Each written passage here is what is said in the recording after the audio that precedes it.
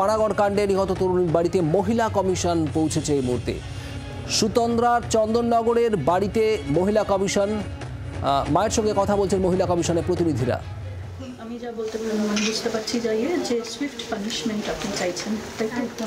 একদম Swift and definite punishment.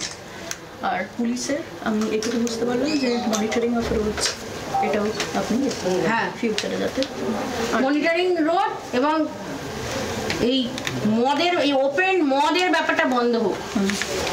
রাস্তা দিয়ে মদ খেতে খেতে, গাড়ি নিয়ে রাস্তা দিয়ে মদ খেতে খেতে যাবে, এটা কি? এটা কি? এটা কি মানে কোথায় বাস করছি?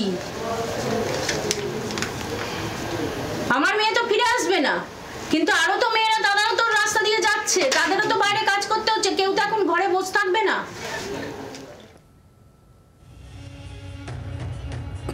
আর এখানে মায়ের যে প্রশ্ন, একেবারে খুব স্বাভাবিকভাবে যে কথা বললেন যে কোনো মেয়ে তো আজ বাড়িতে বসে থাকে না, কাজ করতে যাবে, কেন এই ধরনের নজরদারি থাকবে না, মদ খেয়ে গাড়ি কেন চালানো হবে, এই সমস্ত প্রশ্ন করছেন। বিধান আমাদের প্রতিনিধি আমাদের সঙ্গে রয়েছেন, তার সঙ্গে আমরা কথা বলবো। বিধান, মহিলা কমিশনের প্রতিনিধিদের সঙ্গে কথা বলছেন মা, খানিক অংশ আমরা এই সংলাপে শুনলাম।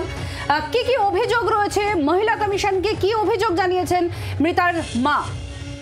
দেখো, তরুণীর মা স্পষ্ট যেটা অভিযোগ করছেন যে পুলিশের যে দাবি, অর্থাৎ যে গাড়ির রেষারেষির ফলে দুর্ঘটনা ঘটেছে, সেক্ষেত্রেও প্রশ্ন উঠে যাচ্ছে। কারণ দুর্গাপুর এক্সপ্রেস হাইওয়ে বা জাতীয় সড়কের মতো জায়গা, সেখানে পুলিশের কোনো নজরদারি কেন থাকে না? পাশাপাশি গাড়ির মধ্যে মদ্যপান করা হচ্ছিল, সেটাও কেন পুলিশ দেখে না?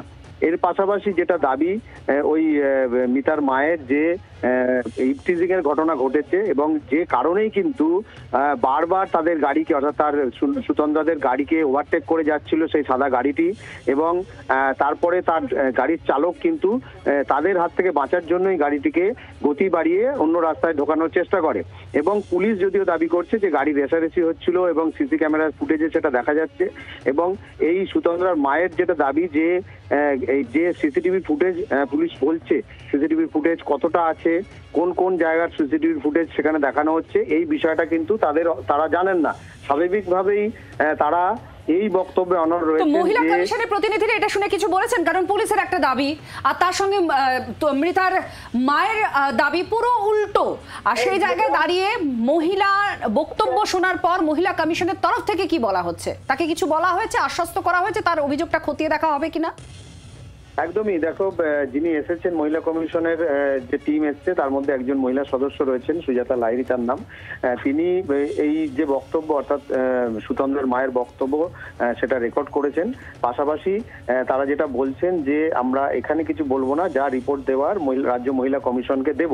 এবং স্বাভাবিকভাবেই যে মহিলা, অর্থাৎ এই যে সুতন্দ্রার মায়ের যেটা দাবি বা অভিযোগ, সেই বিষয়গুলো তারা গুরুত্ব সহকারে শুনছেন এবং এইটার পরে দেখা যাক তারপরে ঠিক কি উঠে আসে। অনেক ধন্যবাদ বিধান।